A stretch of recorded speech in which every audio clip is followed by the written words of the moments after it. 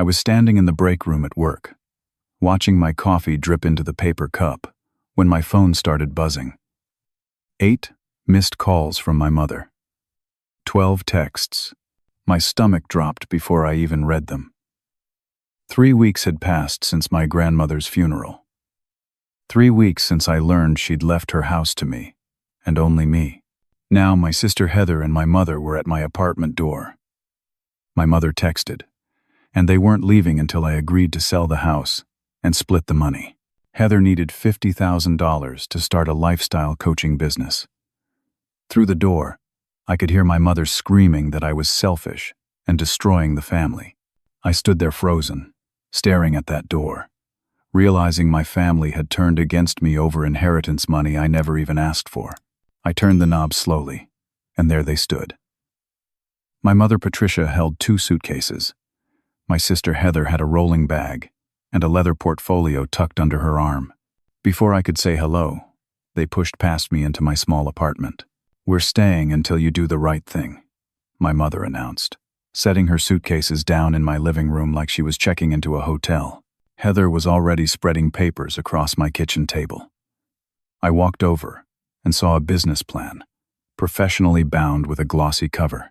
The title read, "Transform Your Life," with Heather, in elegant script, above a photo of my sister, in business casual attire, arms crossed, smiling confidently. "This is my vision," Heather said, her voice bright with excitement. "An online lifestyle coaching empire, transformation programs, speaking engagements. I've already designed the whole framework. I just need startup capital." My mother positioned herself next to Heather like a tag team partner. "Solomon, your sister has finally found her purpose. You can't be cruel to her dreams." I tried to speak, but Heather kept talking. She'd already contacted a real estate agent without asking me. The woman had driven by my grandmother's house and estimated its value at $120,000. Heather wanted her fair share of $60,000. Actually, she corrected herself. She deserved $70,000. The extra $10,000 was for emotional damages, for being excluded from the will, for the pain of losing our grandmother. "Grandma would want family harmony," my mother said, her voice taking on that guilt-laden tone I'd heard my entire life. "She wouldn't want you hoarding her house while your sister suffers." I finally found my voice. "I'm not hoarding anything. I want to keep the house. I have memories there. Grandma and I spent every Sunday afternoon together for 10 years. That house means something to me." My mother waved her hand dismissively. "You can make new memories anywhere. Heather needs this now. Not next year. Not someday. Now." I looked at my sister, really looked at her. Heather was 32 years old. She'd dropped out of the University of Arizona after 1 semester. Then tried community college. Dropped out again. Then cosmetology school. Never finished. My parents had paid for everything. Every apartment she couldn't afford. Every car that got repossessed. Every business venture that collapsed within months. Meanwhile, I'd worked 2 jobs through college at Northern Arizona University. Paid every dollar of tuition myself. Lived in a studio apartment with 3 other guys to save money. Ate ramen for dinner 4 nights a week. I graduated with a degree in accounting, no debt, and a job waiting for me. My grandmother used to tell me I was different.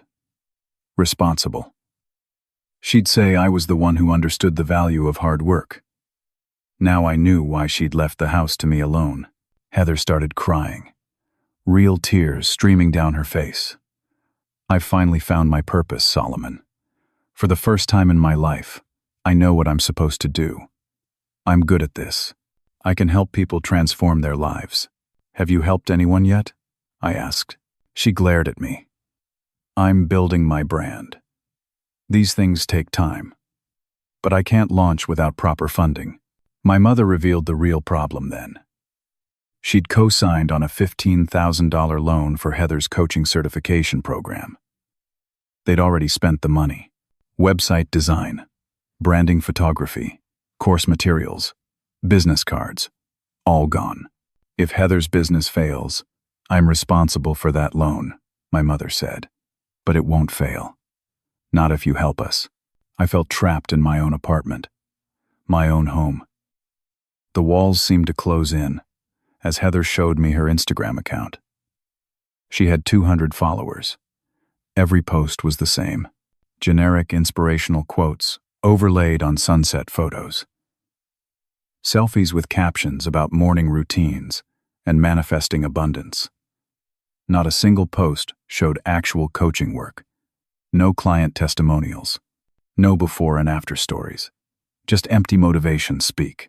My mother gave me an ultimatum. 48 hours to decide. They'd stay on my couch until I agreed. Heather unpacked her suitcase right there, hanging clothes in my closet. My mother started rearranging my kitchen cabinets. Then my phone rang. My father. I stepped into my bedroom for privacy. "Son, you need to help your sister," he said without preamble. "Your mother is beside herself. This is tearing the family apart. Dad, Grandma left the house to me. Her will was clear. I know what the will says, but family is more important than property. We've already told everyone what's happening. The whole family knows you're refusing to help Heather." My blood went cold. "What do you mean, everyone?" "Check the family group chat." I opened my phone. There was a group chat I didn't even know existed. 37 family members. Cousins, aunts, uncles, second cousins. Message after message about me. Selfish, greedy, heartless. How could he do this to his own sister? Grandma would be ashamed. On and on. My cousin posted. "Some people forget where they came from." My aunt wrote. "Money changes people." Uncle after uncle weighed in. All against me. All supporting Heather. I looked up at my closed bedroom door. I could hear my mother and Heather talking in the living room, their voices low and conspiratorial. They'd coordinated this, weaponized the entire family against me. I was surrounded, outnumbered, and according to 37 relatives, completely in the wrong. 2 days in my apartment felt like 2 months. Heather took over my bedroom. She needed proper rest for her morning routine, she explained. Manifestation required quality sleep. I slept on the floor next to my couch, using throw pillows as a makeshift bed. My back ached. I couldn't think straight. My mother cooked elaborate meals and left every dish in the sink. She reorganized my pantry, threw out food she considered unhealthy, and replaced it with expensive organic items she charged to my credit card without asking.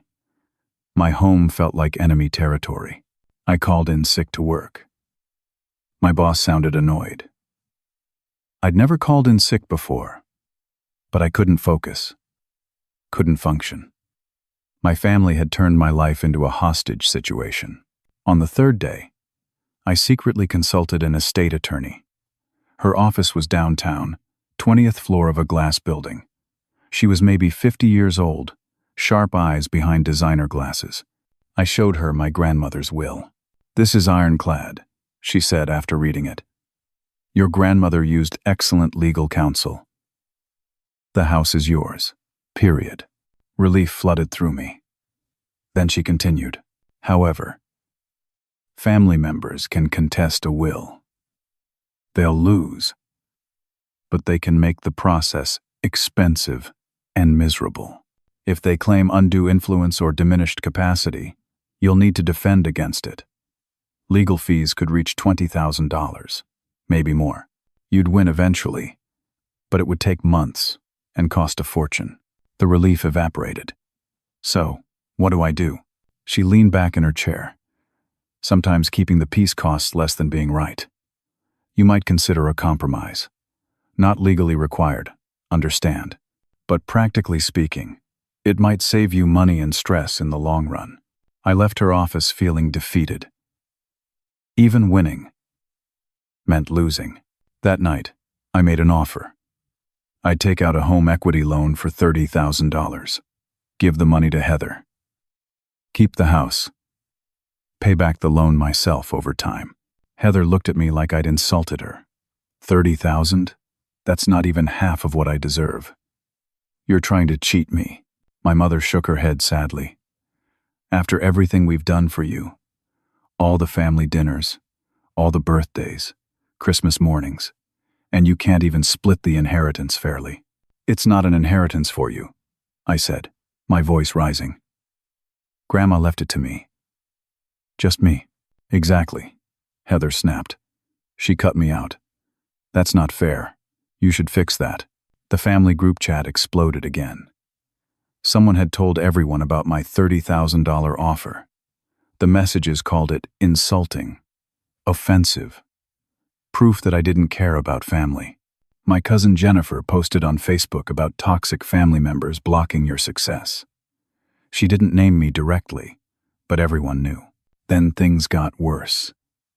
My boss called me at home. 3 different family members had contacted the firm, asking about my character. Was I trustworthy? Did I handle money responsibly? My boss was confused and concerned. Solomon, what's going on? Is there something I should know about? I felt humiliated. My professional reputation was being attacked. My family was trying to destroy my career because I wouldn't give them money. Heather started posting cryptic Instagram messages. When the people closest to you become your biggest obstacles, her follower count grew to 500. Comments poured in. Stay strong, Queen. Cut toxic people out. You deserve better.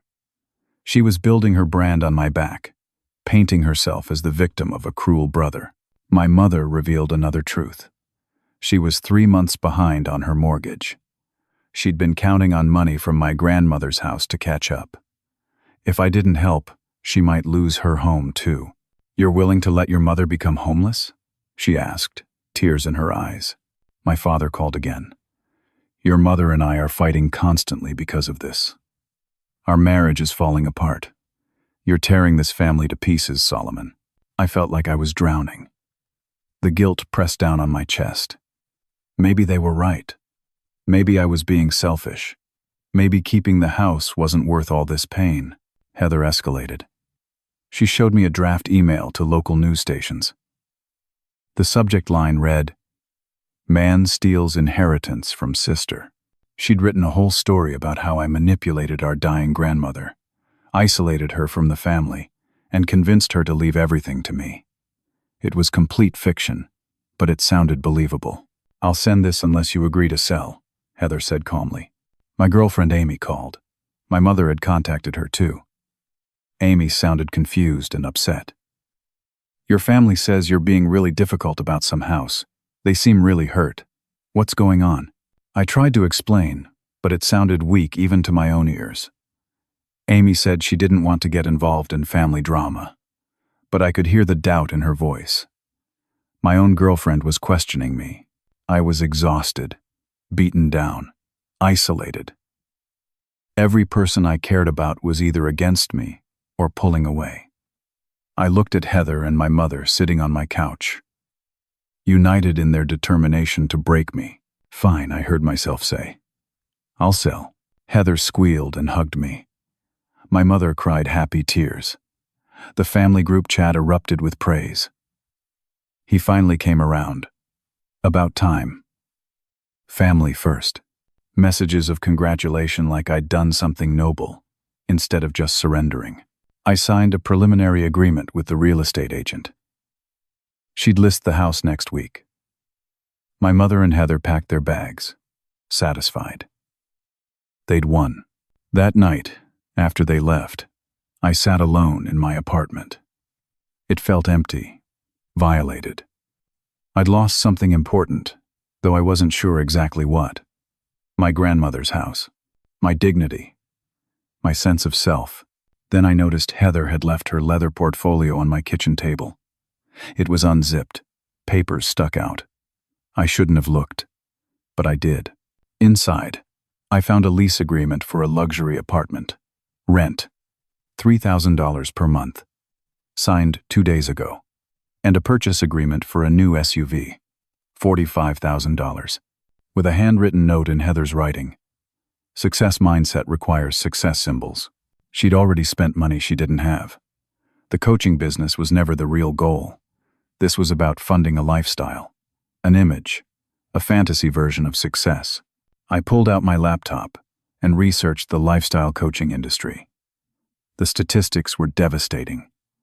92% of coaches made less than $20,000 per year. Most gave up within 18 months. The market was oversaturated. Unless you had a unique angle or existing audience, breaking in was nearly impossible. I looked at Heather's business plan. Really looked at it this time. Half the pages were copied directly from a template website, barely customized. Generic mission statements, vague target audience descriptions, no financial projections beyond 6 figures within a year. My grandmother's voice echoed in my memory. Heather doesn't understand consequences. She never has. I'd been manipulated into funding a fantasy. And in a few months, when the money ran out, they'd come back for more. This would never end. I didn't sleep that night.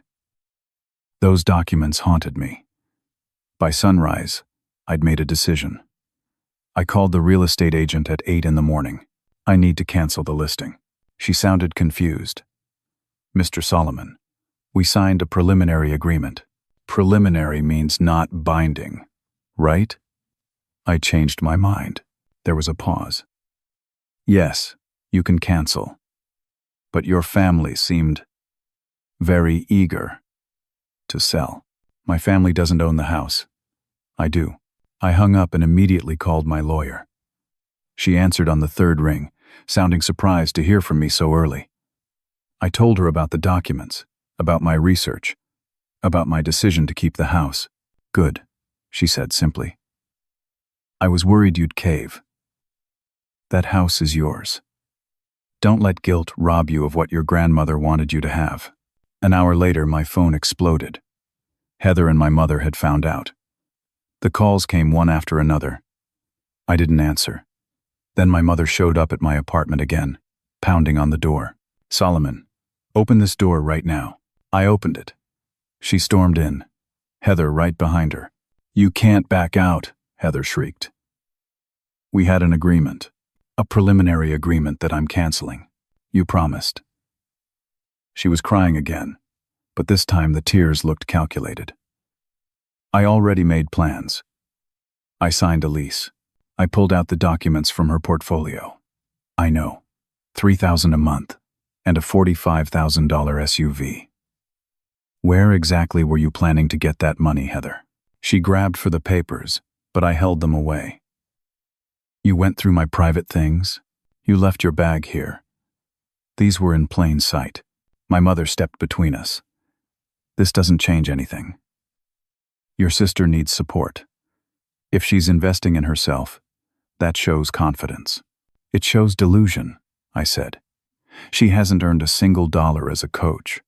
She has no clients, no credibility, nothing but an Instagram account with bot followers and stolen motivational quotes. Heather's face went red. How dare you? I looked into it. Your follower spike happened overnight. That's not organic growth. You paid for fake engagement. She lunged at me. My mother caught her. For a moment, I thought Heather might actually try to hit me.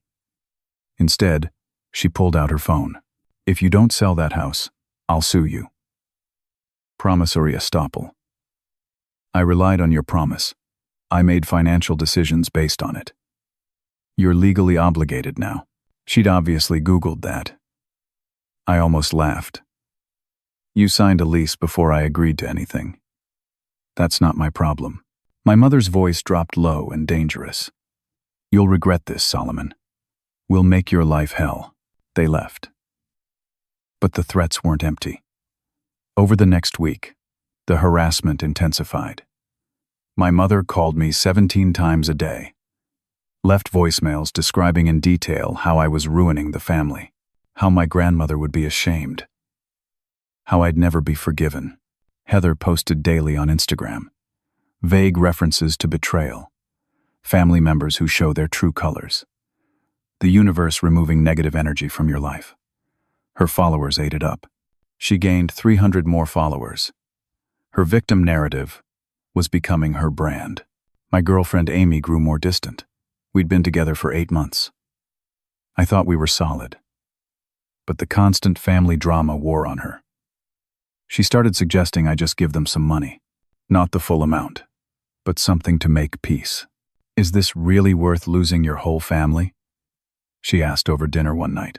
They're trying to bully me into giving up something that's mine. How is that okay?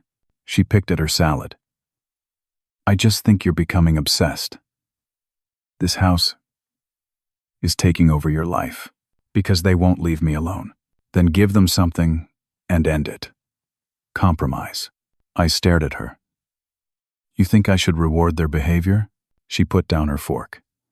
I think I'm tired of being in the middle of this. Every conversation we have turns into you venting about your family. I signed up to date you, not mediate a family war. We didn't break up that night, but I felt her slipping away. Meanwhile, I bought time by telling my family the house needed repairs before it could be sold.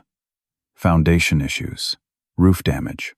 I'd get inspections, do the necessary work, then we'd talk about selling. It was a lie, but it gave me space to think.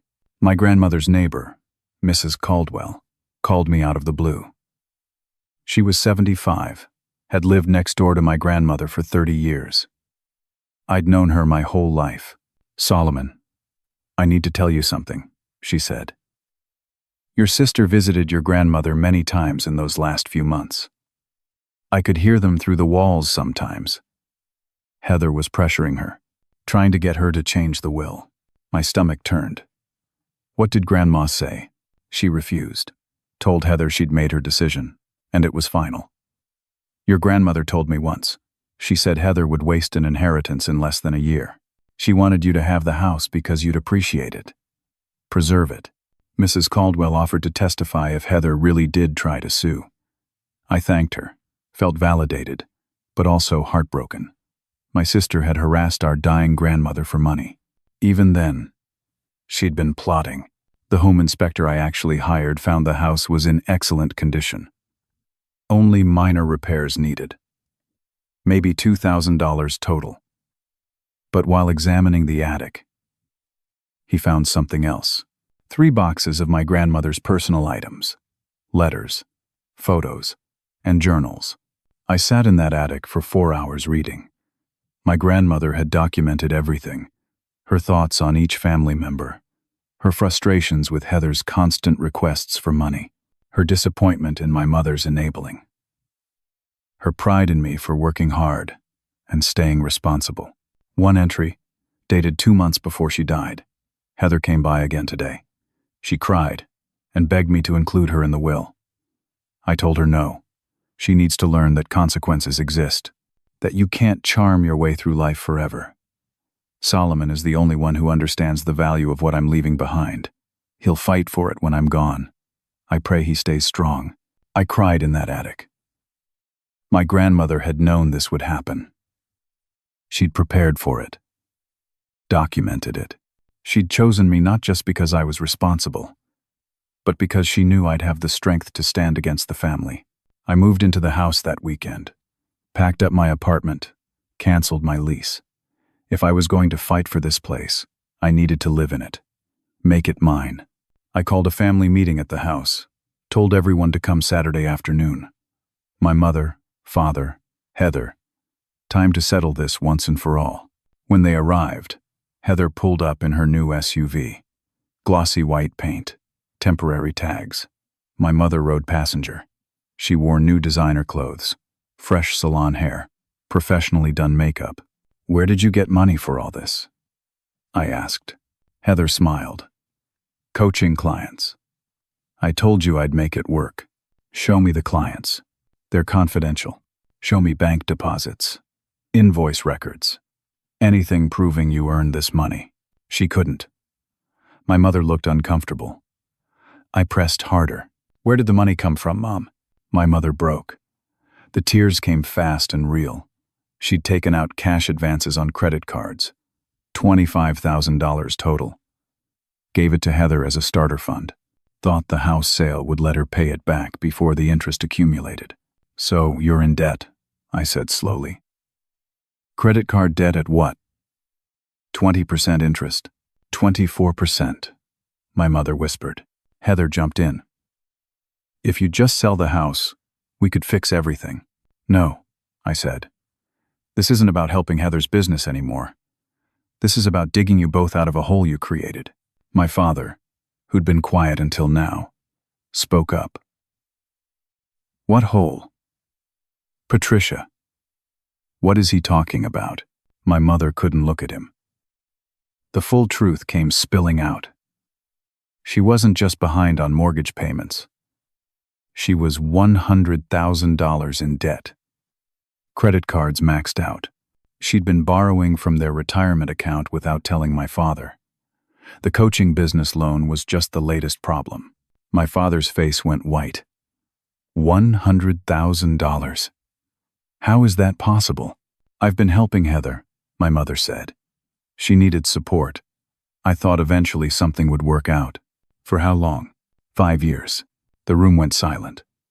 My father looked at Heather, then at my mother, then at me. 5 years.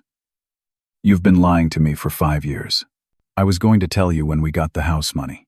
The house money that isn't yours, my father said quietly. That belongs to Solomon. He stood up and walked out. Got in his car and drove away. My mother ran after him, but he was gone before she reached the driveway. Heather turned on me. This is your fault. If you'd just sold the house when we first asked, none of this would have happened. I looked at my sister and saw her clearly for maybe the first time. She wasn't a dreamer. She wasn't even particularly delusional. She was a con artist. She'd been running cons on our family for years. Small ones. Just enough to get by. This house was supposed to be her biggest score yet. Get out, I said. Solomon, please, my mother begged. We can fix this. Out. Both of you. They left. I stood in my grandmother's living room, surrounded by her furniture, her photos, her memories. The house felt peaceful, despite everything. This was mine, worth fighting for. Not because of its monetary value, but because of what it represented. My phone rang an hour later. Unknown number. I answered. Mr. Solomon? This is Jenkins and Associates. We're attorneys representing your sister Heather. We're filing a lawsuit for breach of oral contract and emotional distress. You'll be served with papers within 48 hours. We encourage you to seek legal representation. The line went dead. My sister was suing me. My mother had signed an affidavit supporting her claims. The battle was just beginning. The lawsuit papers arrived on Tuesday, hand-delivered by a process server at my workplace. My coworkers watched as I signed for them. Whispers followed me back to my desk. By afternoon, everyone knew Solomon was being sued by his own sister.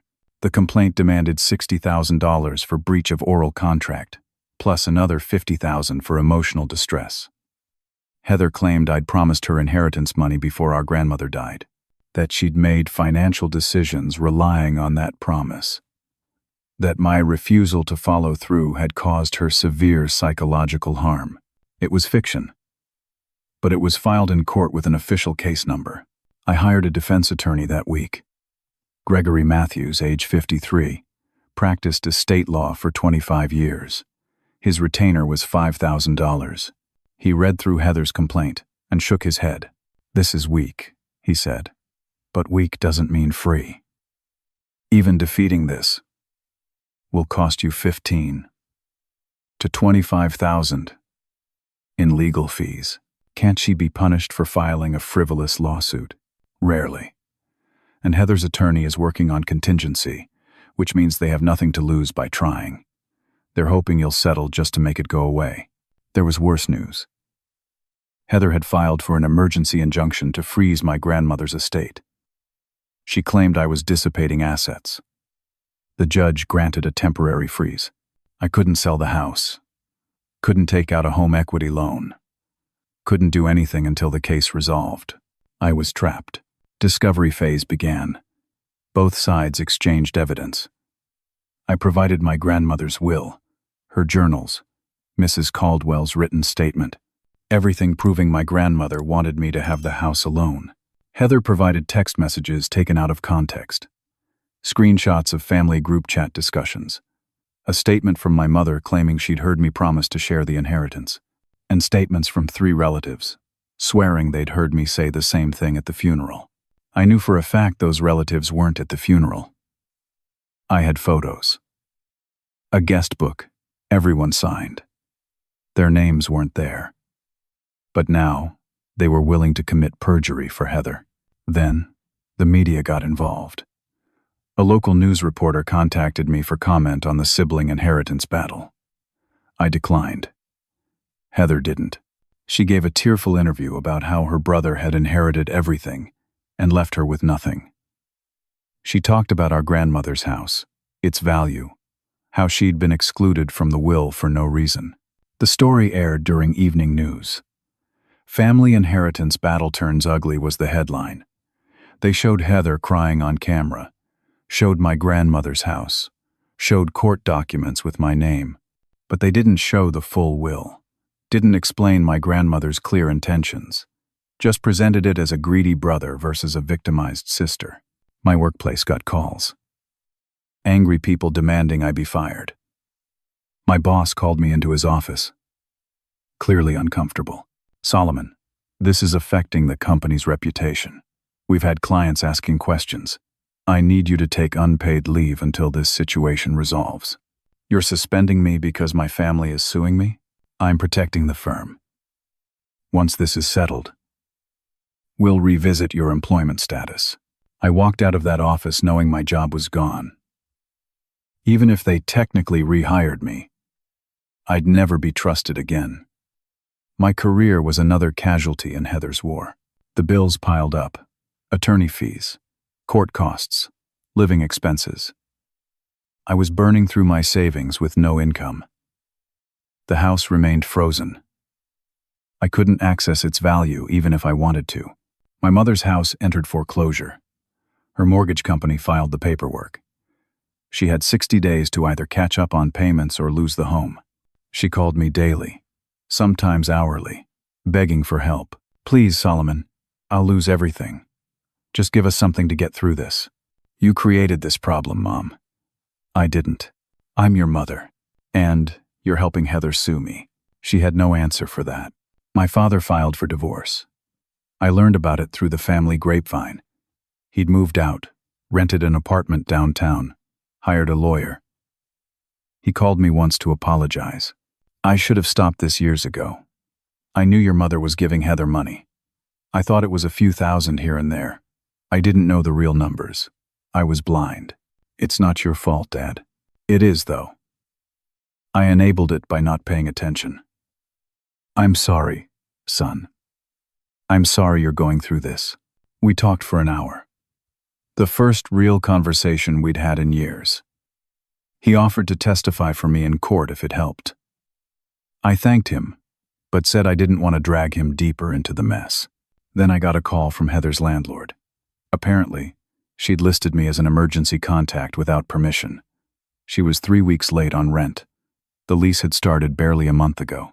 He wanted to know if I'd cover the payment. "Absolutely not." She said, "You're her brother. Family emergency situation." "There's no emergency. She can't afford the apartment she chose." "That's not my problem." He sighed. "I'll start eviction proceedings then." The car payment was $600 monthly. Her total monthly expenses exceeded $4,000. She had no income, no actual coaching clients, just an Instagram account where she posted increasingly desperate content about manifestation and abundance mindset while clearly hemorrhaging money. I hired a private investigator, spent my last $1,000 on it. He dug into Heather's history and found a pattern. 3 years ago, she'd borrowed $30,000 from an ex-boyfriend, promised to repay it from a boutique business she was starting. Never paid back a cent. The guy couldn't afford to sue. 2 other people reported similar experiences. Smaller amounts. 5,000 here, 3,000 there. Always the same story. Big promises. Sob stories about family not supporting her dreams. Then, nothing. Heather had been running this con for years. The house was just her biggest target yet. Amy gave me an ultimatum over coffee. We met at a place we used to go to when things were good between us. She looked tired. I love you, Solomon. But I can't do this anymore. Give them some money and end this drama, or I'm walking away. Amy. They're destroying me. They sued me. They cost me my job. They're lying in court. And you want me to reward that? I want you to choose us over some house. It's not about the house. It's about not letting bullies win. She stood up. Then I guess you've made your choice. She walked out. I sat there alone, with 2 coffees. Neither of us finished. Another relationship. Sacrificed to Heather's greed. 3 months into the legal battle, I sat in my grandmother's house alone. No job, no girlfriend, no family support, reputation ruined, savings nearly gone, grandmother's house frozen and inaccessible, fighting a lawsuit that might drag on for another year.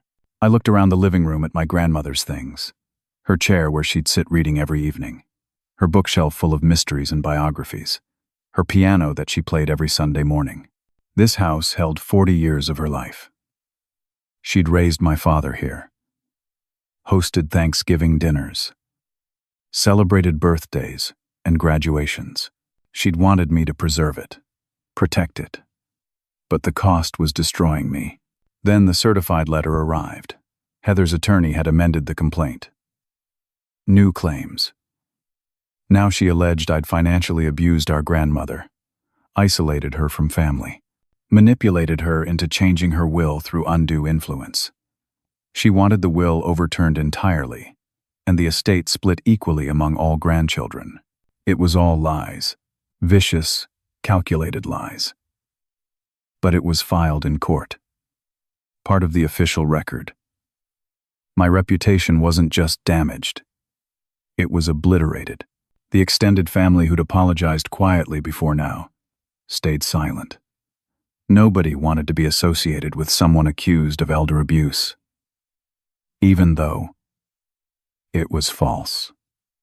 Even though there was no evidence. The accusation alone was poison. I realized my sister wasn't trying to win money anymore. She was trying to destroy me completely. If she couldn't have the house, she'd make sure I suffered for keeping it. This had become personal, vindictive. A scorched earth campaign. Court date was set for 3 months out. I had to survive until then. Had to prove my innocence. Had to defend my grandmother's memory against lies. Designed to paint her as a victim. And me as her abuser. I'd never felt more alone. My defense attorney filed a motion to dismiss Heather's amended claims. The elder abuse allegations were particularly egregious. We provided medical records showing my grandmother had been cognitively sound until her death. Bank statements proving she'd managed her own finances. Testimony from her doctor confirming I'd never been involved in her medical or financial decisions beyond occasionally driving her to appointments. But the damage was done. The accusations existed now. People who barely knew me believed them. Social media posts called me an abuser. Strangers sent hate messages. Someone egged my car. I filed a police report, but they couldn't prove who did it. The judge denied our motion to dismiss. Said Heather had the right to present her case at trial. We'd have to defend every accusation in open court. Discovery phase turned ugly. Both sides exchanged hundreds of documents. Heather provided text messages where I'd supposedly been cold or dismissive to our grandmother. Never mind that the messages were about scheduling visits or asking what she needed from the grocery store. Heather's attorney spun them as evidence of psychological abuse. She found 3 relatives willing to testify they'd witnessed me being controlling toward our grandmother. I knew it was perjury. My attorney knew it too. But proving perjury was nearly impossible. We'd have to hope the judge saw through it. Uncle Martin, age 62, was particularly damaging. He ran a successful insurance company, well respected in the community. His affidavit claimed he'd heard me promise Heather money at the funeral. Said I'd specifically told her she'd get half of everything. My attorney deposed him. Uncle Martin stuck to his story under oath. Confident. Detailed. He described the conversation, the weather that day, what I was wearing. It sounded credible. Then I remembered something. Uncle Martin hadn't been at the funeral. He'd been in Florida, at a golf tournament. I'd seen his Facebook posts from that weekend. Photos of him on the golf course with timestamps that coincided exactly with the funeral. I showed my attorney. He smiled for the first time in weeks. We've got him. He committed perjury, but there was a problem. Confronting Uncle Martin directly might make him change his story. Claim he misremembered dates. His attorney would argue honest mistake, not intentional lying. We needed to spring it at trial where he couldn't backtrack. Meanwhile, Mrs. Caldwell, my strongest witness, had a stroke. She was 85 years old. I visited her in the hospital. She looked frail, connected to machines. Her son told me she might not recover in time to testify. I'm sorry, Solomon. She wanted to help you. She talked about it constantly. Without Mrs. Caldwell's testimony about Heather pressuring our grandmother, I lost crucial evidence. The doorbell camera footage existed, but without someone to authenticate it and provide context, it might not be admissible. Everything was falling apart. Mediation was scheduled as a last attempt to avoid trial. Court ordered. A neutral mediator would try to help us reach a settlement. My attorney warned me. The mediator would push hard for compromise. They always do. Their job is resolution, not justice. We met in a conference room downtown. Heather arrived with her attorney and my mother, both dressed professionally. Heather wore minimal makeup, looked vulnerable and sympathetic, playing the victim role perfectly. The mediator suggested I pay $30,000 to settle all claims, close to what I'd originally offered months ago. Before the lawsuit. Before the destruction, Heather refused immediately. I deserve $60,000 minimum, plus my legal fees. He's destroyed my credit, my reputation, my mental health. Your credit was destroyed by your own spending, I said. Her attorney held up a hand. Let's keep this productive. We went back and forth for 4 hours. The mediator kept suggesting numbers. 40,000, 45,000, 50,000. Each time, Heather refused. She wanted everything or nothing. At one point, she screamed at me across the table. You stole my inheritance. You manipulated Grandma. You're a monster. And everyone knows it. The mediator called a recess. In the hallway, my attorney said, she's not interested in settling. She wants to hurt you.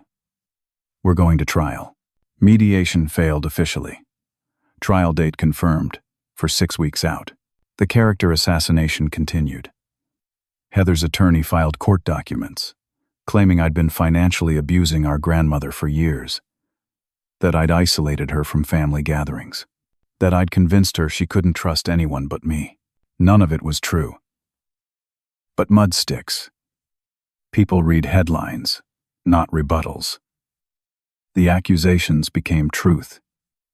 In public perception, my apartment complex didn't renew my lease. The manager was apologetic, but firm. Other tenants are uncomfortable. We've had complaints. It's best if you find somewhere else. I moved into grandmother's house full-time. At least it gave me somewhere to live while the legal battle continued. Trial began on a cold morning in November. The courtroom was small. Wood paneling, uncomfortable benches. My father sat behind me for support. A handful of relatives attended, curious or supportive of Heather. I couldn't tell which. Heather's attorney presented her case first. Called character witnesses who testified about Heather's loving relationship with our grandmother. How close they were. How devastated Heather was to be excluded from the will. Then Uncle Martin took the stand. He repeated his story about hearing me promise Heather money at the funeral. He was confident, detailed, convincing. My attorney cross-examined him, started gentle, establishing timeline. What time did the funeral start? When did this conversation happen? What was the weather like? Then the trap sprung. Mr. Martin, you testified you attended the funeral on Saturday, October 7th. Is that correct? Yes.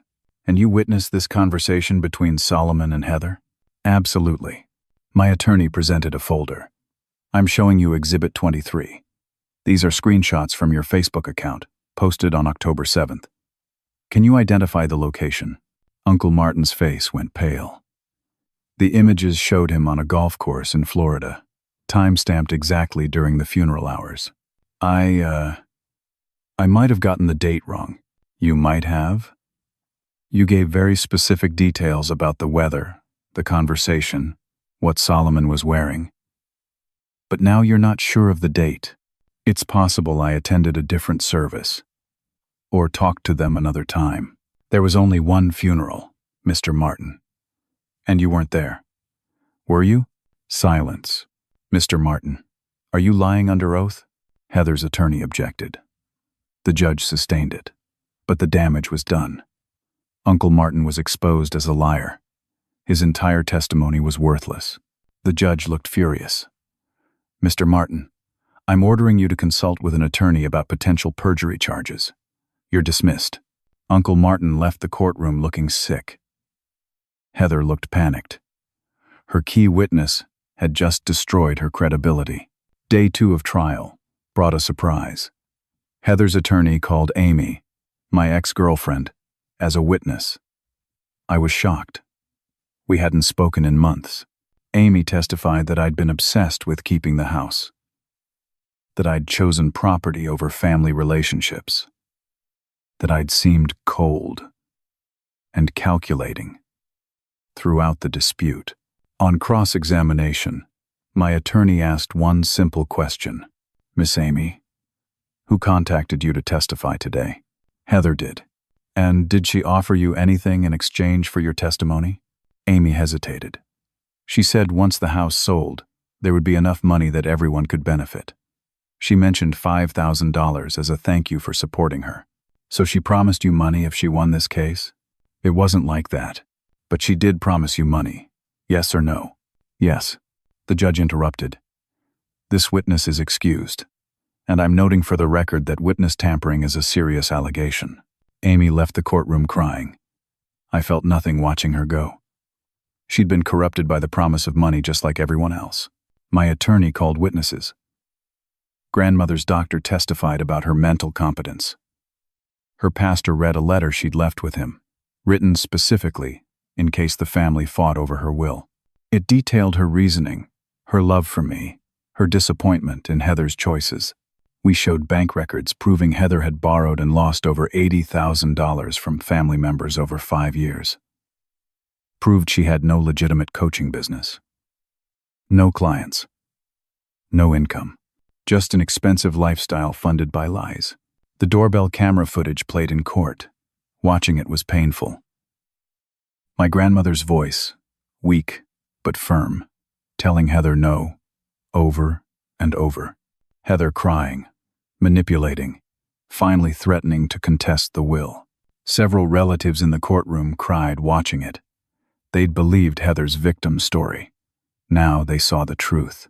The judge called a recess before closing arguments. That night, I couldn't sleep. I'd presented the truth, exposed the lies. But would it be enough? Courts were unpredictable. Judges were human. What if I still lost? Mrs. Caldwell's son called me. Mom woke up. She's coherent and improving. The doctors say she'll make a full recovery. It was a small miracle. Maybe a sign. Maybe just luck. But I took it as hope. Closing arguments the next morning. Heather's attorney tried to salvage the case. Argued that even if Heather had made mistakes, I had a moral obligation to share. That grandmother had been wrong to exclude Heather. That family should support each other. My attorney stood up. This case isn't about morality. It's about law. The law says a person has the right to distribute their property as they choose. Mrs. Solomon made her choice clearly and deliberately. Her granddaughter, Heather, tried to manipulate that choice. Failed. And now seeks to overturn it through litigation. The evidence is clear. The will is valid. Solomon did nothing wrong. He honored his grandmother's wishes. That's not abuse. That's love. The judge took a day to deliberate. 24 hours that felt like 24 years. The ruling came down on Friday afternoon.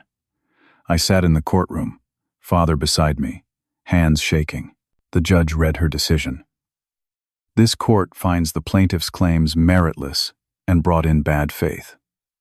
The will is valid. The estate belongs to Solomon. Solomon, as specified. Furthermore, I'm awarding defendant attorney fees and court costs totaling $53,000. The plaintiff is ordered to pay this judgment. I'd won. Completely. Decisively. Heather had nothing. No house money. No credibility.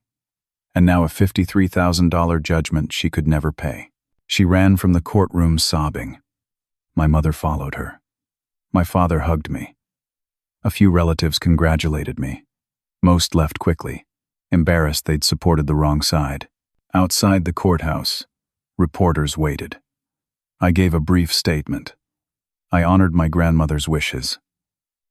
That's all I ever wanted to do. Someone asked about Heather. I said nothing.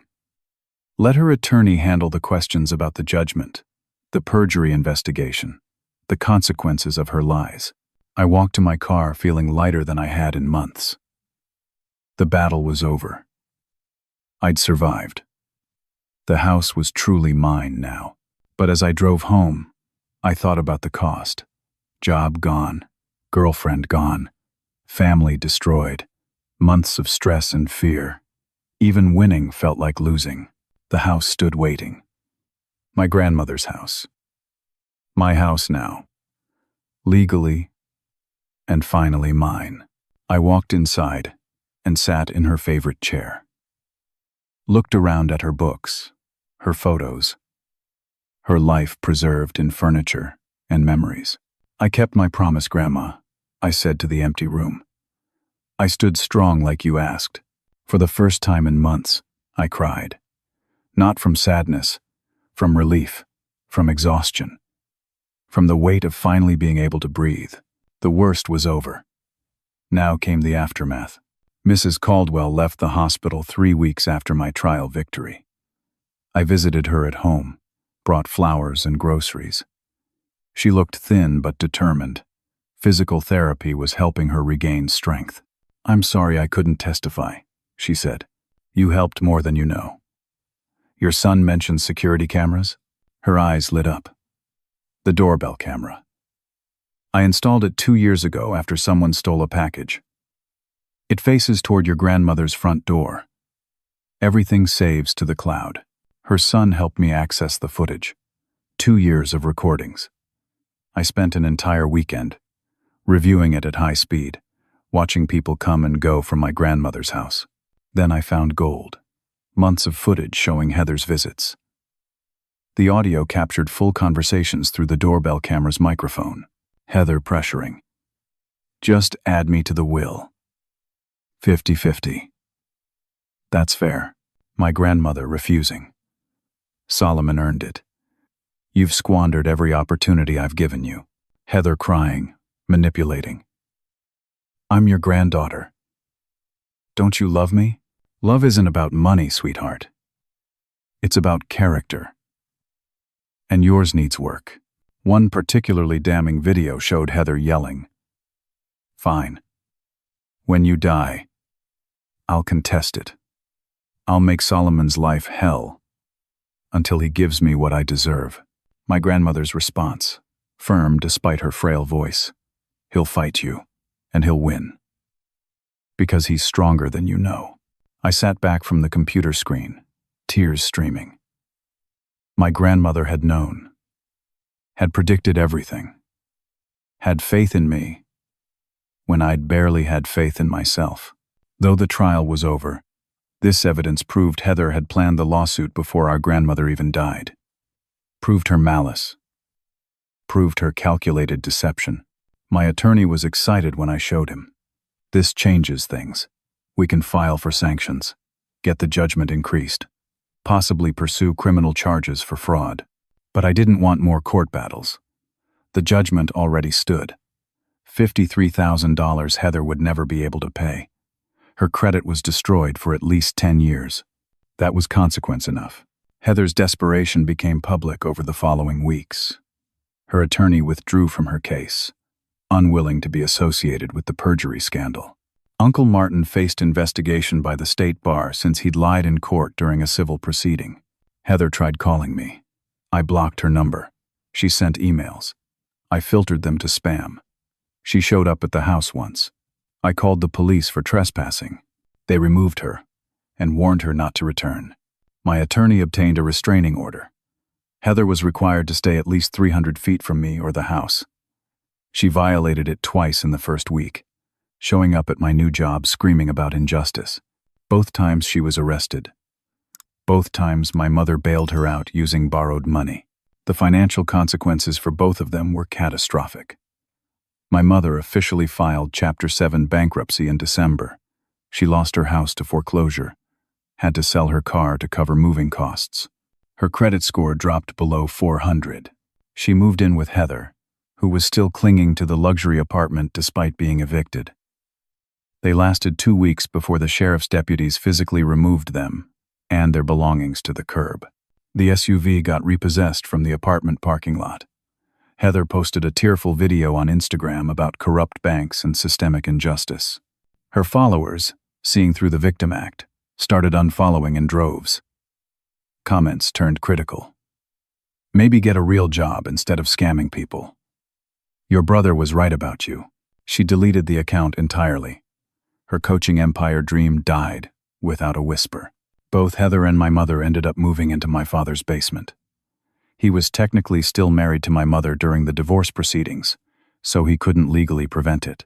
But he made his displeasure clear. He called me one night, voice exhausted. Your mother and sister are destroying each other. She enables, Heather demands. Neither of them accepts responsibility. I'm filing for an expedited divorce. I can't live like this. The extended family fractured. Some relatives apologized to me privately, embarrassed they'd believed Heather's lies. Others never acknowledged they'd been wrong. Family gatherings stopped entirely. Nobody wanted the tension of choosing sides. Uncle Martin lost his reputation in the business community. Word spread about his perjury. Clients left his insurance agency. His partnership dissolved. Last I heard, he'd moved to another state to escape the scandal. 4 months after the trial, I ran into an old high school friend at the grocery store. We caught up briefly. She mentioned seeing Heather working at Target. I wasn't sure if it was her at first, she said. Wearing the red shirt and khakis. Looked miserable scanning groceries. But yeah, definitely your sister. So the thumbnail text was true. 4 months later, Heather was working retail. No coaching empire. No success symbols. Just a minimum wage job and a destroyed reputation. My mother's bankruptcy was finalized around the same time. Everything gone except a few personal items. Living in my father's basement. Working 2 part-time jobs at age 58 because her credit was too damaged for anything better. Through it all, I felt no satisfaction. Just sadness. My family had imploded over money that could have been earned through patience and work. Instead, they'd chosen manipulation, lies, and destruction. And now they lived with the consequences. My father and I grew closer through the aftermath. He came by the house every Saturday. We'd drink coffee, work on small repair projects, talk about everything except Heather and my mother. He was seeing a therapist, processing decades of enabling and denial. I let your mother handle family finances, he told me once. I thought she was being responsible. I should have paid attention, should have asked questions, should have put my foot down when Heather's requests got ridiculous. You can't blame yourself for other people's choices, Dad. Maybe not. But I can learn from them. Mrs. Caldwell recovered fully. She became like a surrogate grandmother to me. I visited her twice a week, helped with yard work and errands, shared meals. She told me stories about my grandmother, memories I'd never heard. She talked about you constantly, Mrs. Caldwell said one afternoon. Bragged about your college graduation, your job, how you'd made something of yourself without handouts. She was so proud. Those conversations healed something in me, reminded me why I'd fought so hard. My career recovered slowly. The firm that suspended me never called back. But I found work at a smaller accounting office. The owner had read about the trial, respected that I'd stood up for what was right. I started as a junior accountant, working my way back up, 6 months after the trial. I met someone. Diane worked at the downtown library. I'd gone there to research home renovation projects. Couldn't figure out the computer catalog system. She helped me, smiled warmly, mentioned a book on historic home preservation. We started talking. She asked about my interest in old houses. I told her about my grandmother's place, the work I was doing to honor her memory. Didn't mention the family drama. Not yet. Coffee dates turned into dinners. Long walks through the neighborhood. She met Mrs. Caldwell, who immediately approved.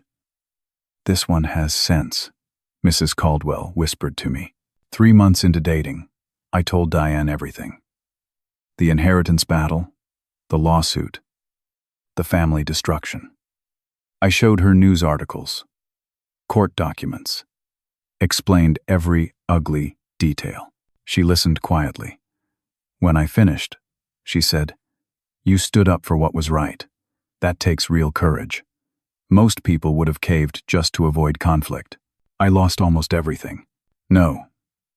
You lost people who were willing to destroy you for money. That's not loss. That's clarity." I fell in love with her in that moment. Life found a new normal. Work, home renovation projects, time with Diane and Mrs. Caldwell and my father, building a chosen family to replace the blood family that had betrayed me. The house transformed slowly. I kept my grandmother's furniture but painted walls, refinished floors, updated the kitchen, made it mine while honoring her memory. Neighbors commented that it looked loved again, lived in, happy. 1 year after the trial, I received an email. Subject line: "I'm sorry." It was from Heather. A long message detailing therapy she'd been attending, acknowledging her narcissism, her manipulation, her lies, taking responsibility for the damage she'd caused. "I don't expect forgiveness," she wrote. "I don't deserve it. But I needed you to know I understand what I did was wrong. Deeply, fundamentally wrong.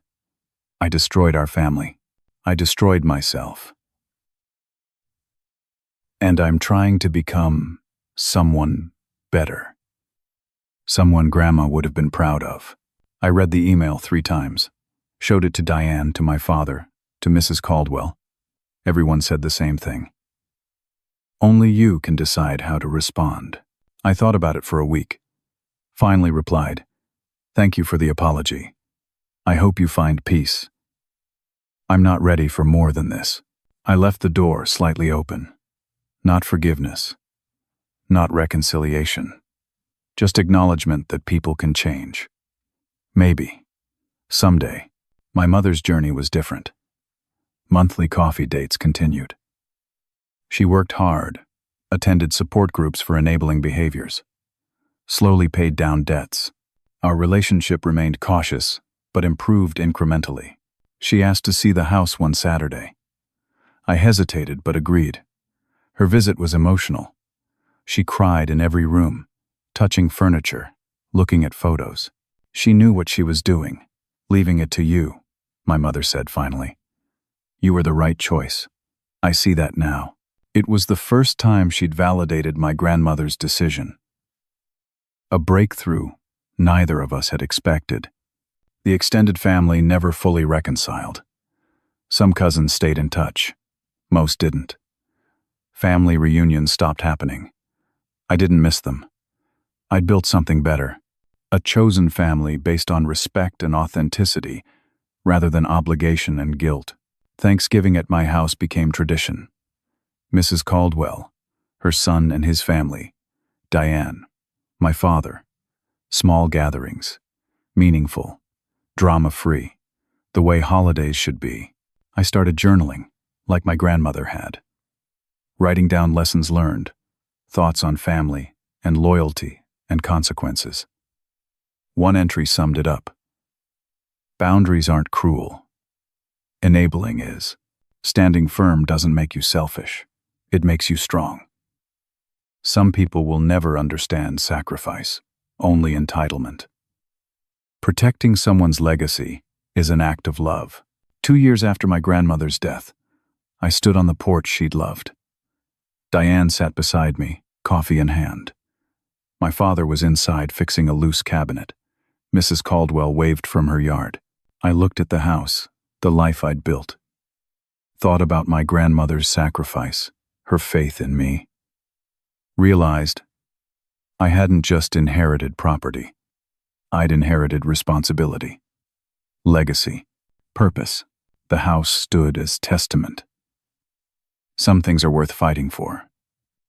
Not because of money, but because of what they represent. Love, memory, the unbreakable bond between generations. I honored that by living fully, loving deeply, standing firm. The months turned into years. The house aged gracefully under my care. Every repair I made, every wall I painted, every board I replaced felt like a conversation with my grandmother.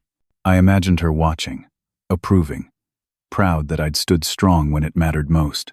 Heather's life followed a predictable trajectory. Target job lasted 6 months before she quit, claiming management was toxic. Fast food work came next. Then warehouse work. Then back to retail. She bounced between minimum wage jobs, never staying long enough to build real experience or references. Her Instagram resurrection attempt failed. She tried to rebrand as someone who'd overcome adversity, posting about resilience and second chances. But people remembered. The comments were brutal. Didn't you sue your brother? Whatever happened to that coaching business? She deleted the account again. The judgment I won hung around her neck like an anchor. $53,000 she'd never pay. It ruined her credit applications, rental applications, job background checks. Every part of adult life became harder because of choices she'd made in anger and greed. 3 years after the trial, she was living in a shared apartment with 2 roommates, taking the bus because she couldn't finance a car, working overnight, shifts stocking shelves, because it was the only job that would hire her. I heard updates through the family grapevine. Never reached out. The restraining order had expired, but the boundary remained. Some relationships can't be repaired. Shouldn't be repaired. My mother's recovery was slower but more genuine. Bankruptcy freed her from debt, but destroyed her financial future. She worked as a cashier and house cleaner, jobs that didn't require credit checks, lived in a small studio apartment, drove a 15-year-old sedan my father had given her when he finally wanted it gone. Our monthly coffee dates became something real, not forced, not performative. Just 2 people trying to understand how family had gone so wrong. I enabled her from the time she could talk, my mother said one morning. Every tantrum I gave into, every consequence I shielded her from. I created the monster who sued you. You can't take all the blame, Mom. Heather made her own choices, but I made them possible. I taught her that crying and manipulating would get her what she wanted. And when it stopped working on you, she didn't know what else to do. She was in therapy. Real therapy, with a professional who specialized in codependency and enabling behaviors. I saw the changes, slowly, gradually. She stopped making excuses for Heather, stopped trying to get me to reconcile with her, accepted that some damage was permanent. "Can I see the house again?" she asked one day. We'd made the visit once, 2 years prior. It had been emotional but brief. This time felt different. I agreed. She walked through every room like someone visiting a museum of their own mistakes, touched my grandmother's furniture, looked at photos I'd kept on the walls, cried quietly in the kitchen where we'd had so many family meals decades ago. "I'm sorry," she said finally. "For all of it. For not believing you. For supporting her lawsuit. For letting money destroy what mattered. I know. Do you forgive me?" I thought about that question for a long time. "I'm working on it. Some days are easier than others." She nodded. "That's fair. That's more than I deserve." My father rebuilt his life with impressive determination. The divorce finalized. He dated cautiously, eventually finding a kind woman named Linda, who worked as a veterinary technician. They moved in together after a year, got married in a small ceremony at the courthouse. I stood as his best man. It felt right. We'd both survived the wreckage and found our way to something better. He never spoke to Heather again. She'd tried reaching out, apologizing, asking for help. He declined every time. "I can't," he told me once. "Every time I think about her, I remember how easily she was willing to destroy you, my son, for money. I can't forgive that. You don't have to. Your mother thinks I'm too harsh. Your mother enabled her for 30 years. You're allowed to protect yourself." He appreciated that. Mrs. Caldwell remained my anchor. She turned 87, spry and sharp as ever. Her son tried convincing her to move into assisted living. She refused. "I'm staying in my house until they carry me out," she declared. I helped her with everything. Groceries, yard work, doctor's appointments, home repairs. She insisted on paying me. I insisted on refusing. We compromised. She'd make dinner twice a week, and I'd join her. Fair trade. She told me stories about my grandmother I'd never heard. Their friendship spanning 30 years. Bridge games every Thursday. Garden club meetings. How my grandmother had confided everything about her children and grandchildren. She knew Heather would come after that house, Mrs. Caldwell said. She told me 5 years before she died. Said it was inevitable. But she also knew you'd stand firm. That's why she chose you. I almost didn't. Almost gave in a dozen times. But you didn't. That's what matters. Diane and I got engaged in the spring of year 4. I proposed on the porch of my grandmother's house, the house that was now our house. She said yes before I finished the question. We married that fall. Small ceremony in the backyard. Mrs. Caldwell officiated using an online ordination. My father walked Diane down the makeshift aisle. Her parents flew in from Oregon. My mother attended, sitting quietly in the back, crying happy tears. Heather wasn't invited. She sent a card anyway. "Congratulations. I'm happy for you." Nothing else. No request to attend. No drama. Just acknowledgement. Growth, maybe. Or just acceptance that she'd lost access to my life. We honeymooned for a week in Colorado. Came home to the house that had caused so much pain but now represented something beautiful. Our life. Our future. Built on a foundation my grandmother had provided. I thought about what she'd written in her journal. Some people need to learn that consequences exist. Heather had learned. The hard way. The permanent way. She'd be paying for her choices for the rest of her life. Was that justice? I wasn't sure. It felt more like inevitability. Actions have outcomes. Betrayal has costs. Greed destroys what it touches. Work went well. The small accounting firm promoted me to senior accountant after 3 years. Clients appreciated my honesty and attention to detail. The scandal from the lawsuit faded into background noise. People forgot or didn't care anymore. I made peace with the career setback. The suspension that felt like the end of the world was just a detour. Sometimes getting fired from the wrong place leads you to the right place. 5 years after my grandmother's death, Mrs. Caldwell passed away peacefully in her sleep. I found her when she didn't answer my morning check-in call.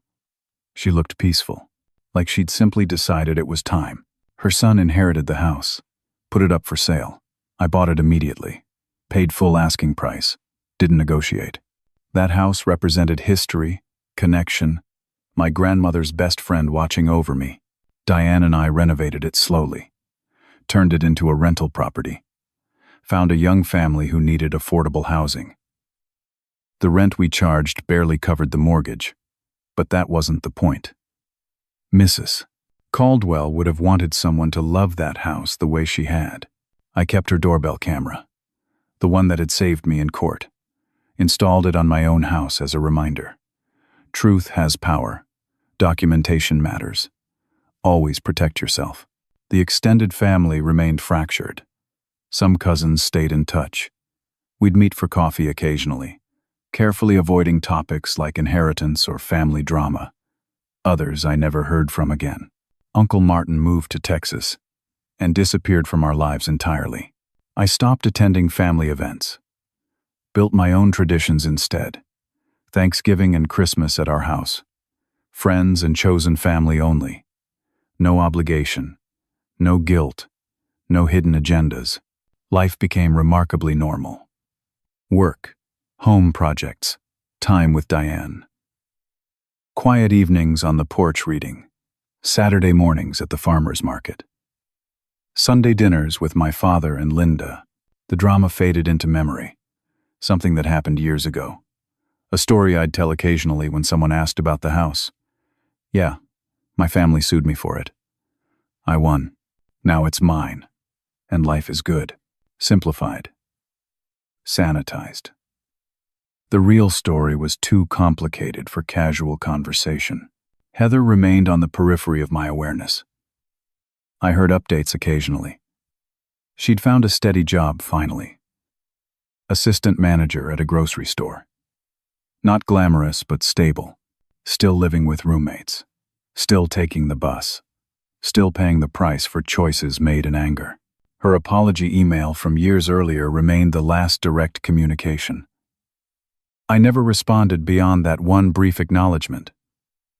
Maybe she'd changed. Maybe she hadn't. It didn't matter. The door stayed closed. My mother and I maintained our careful relationship. Monthly coffee became quarterly, then twice a year. Not from anger, but from natural distance. We'd both moved on, built separate lives. The past connected us, but didn't define us anymore. She remarried eventually. A widower she met at church. Quiet man, retired electrician. They had a small apartment and modest life. She seemed content, lighter. Like letting go of Heather's chaos, had freed something in her. Are you happy? I asked her once. I'm at peace, she said.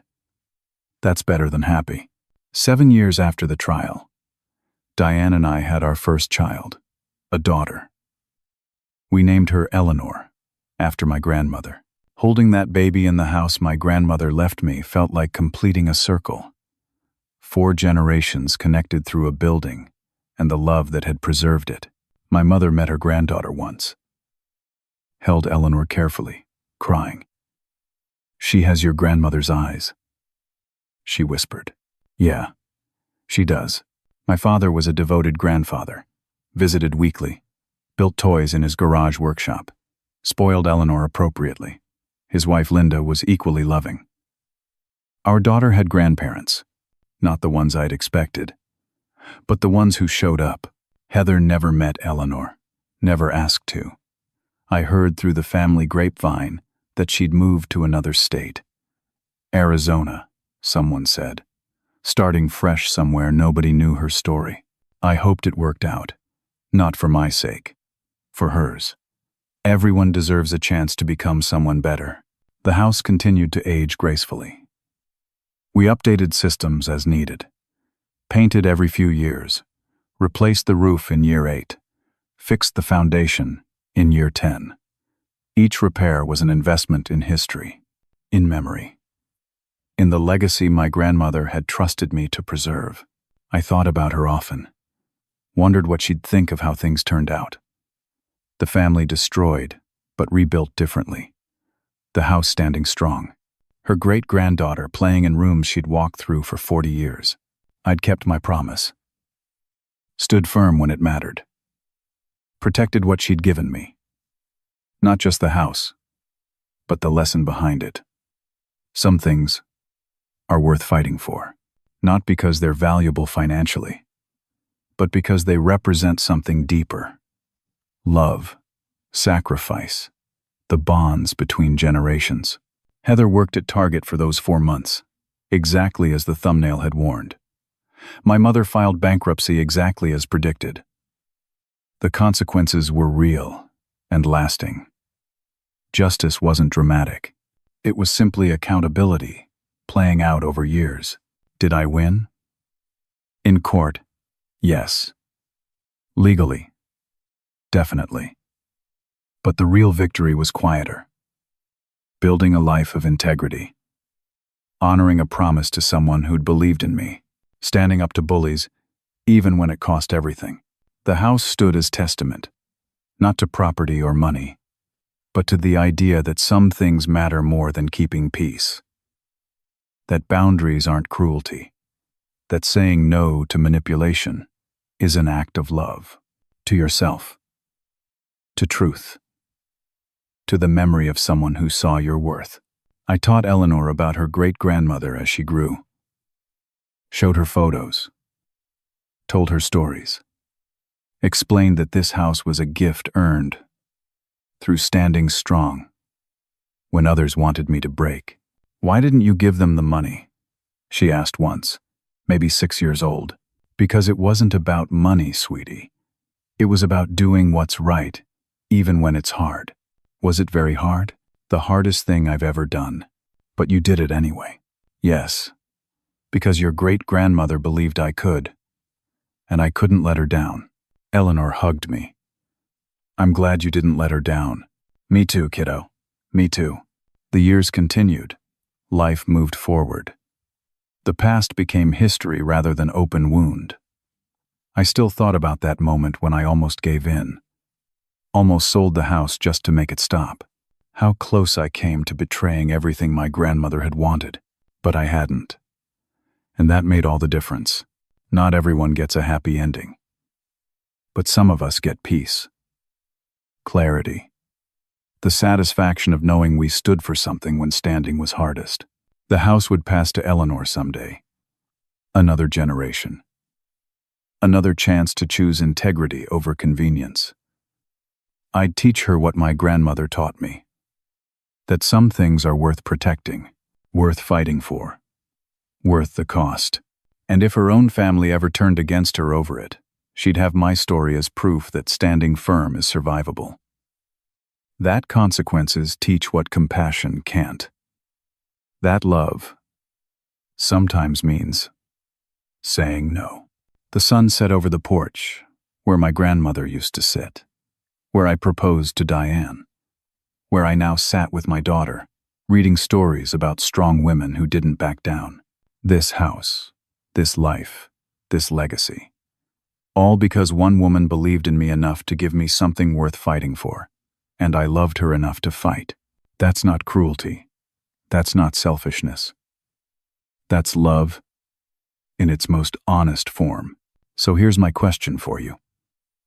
Have you ever had to stand up for what's right even when everyone told you that you were wrong? Have you faced a situation where family pressured you to give in, to keep the peace, to sacrifice what mattered? How did you handle it? Did you stand firm or did you compromise? Looking back, do you have any regrets about your choice? Leave your thoughts in the comments below.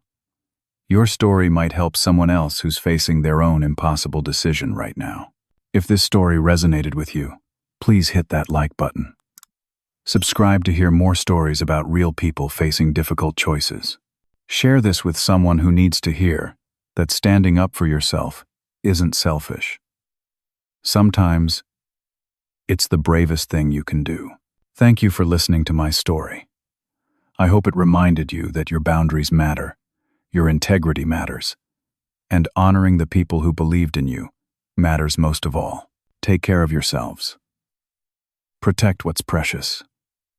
And never apologize for standing firm when standing firm is right.